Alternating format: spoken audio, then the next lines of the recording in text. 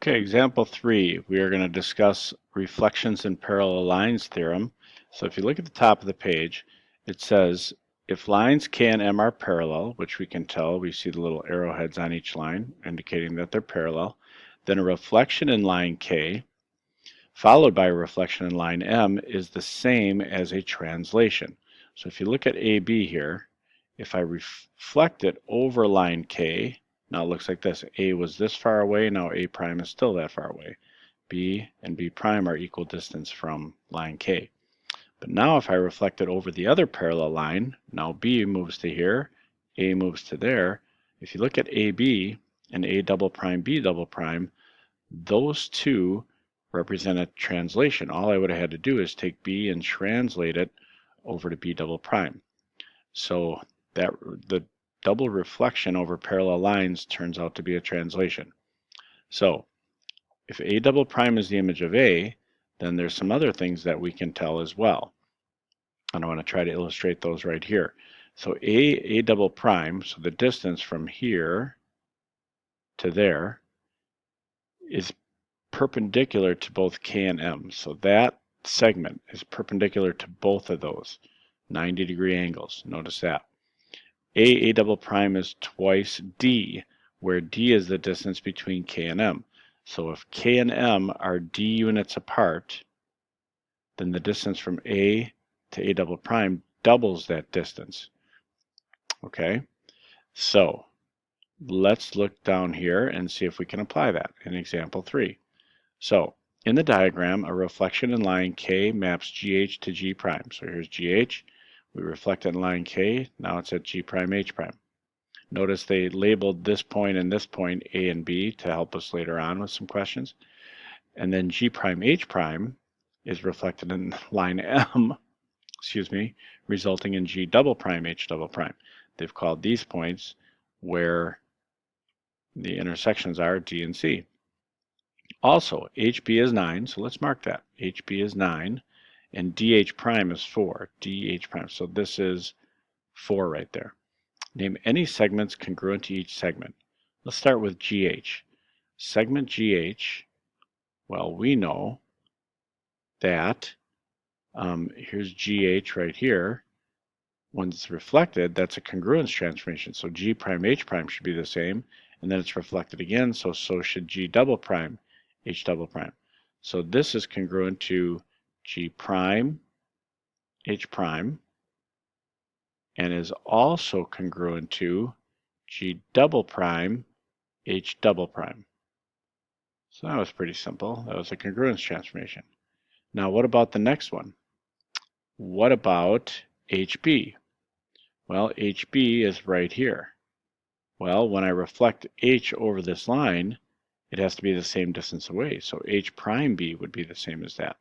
So segment HB has to be congruent to segment H prime B.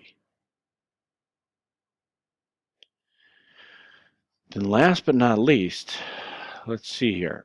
How about GA? Well, same thing. GA, when I reflect it over the line, it has to be congruent to G prime A.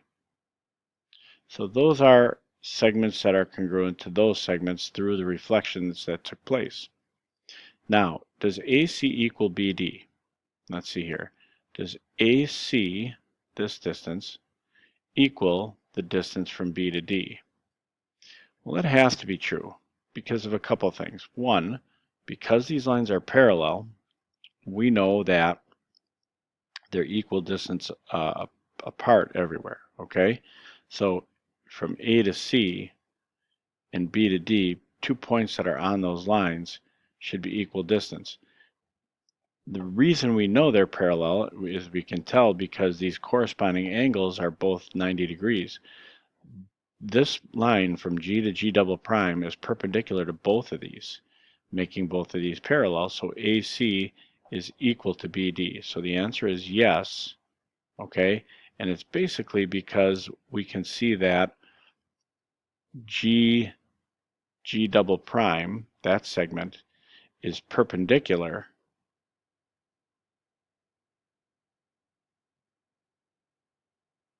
to both line K and line M. K and M. Okay, so it's perpendicular to both. All right, I gotta take a break just for a sec. Okay, I'm back. So yes, those are congruent to one another. You can tell, by the way, also that since these are both 90 degrees, all four of these would be 90 degrees. This would be a rectangle, and so the opposite sides of a rectangle have to be congruent. Okay, what is the length of G prime? So how far is it from here to there? Well, from G to G prime. Now, in this case, we know this is 4. If I go all the way across, okay, I know that's 9, and this is 9 as well. If that's 4, this is 4. This whole thing has a length of 26 units, okay? Remember, the distance all the way from A to A double prime is twice the distance from K to M, okay? Now, the distance from K to M, we could tell right here is 13. Well, that's because this figure is kind of basically flipped over, okay? But I think, actually, I think now that I look in the book, this example 3 has been typed wrong. It should have said, I'm sorry, the distance from G to G double prime.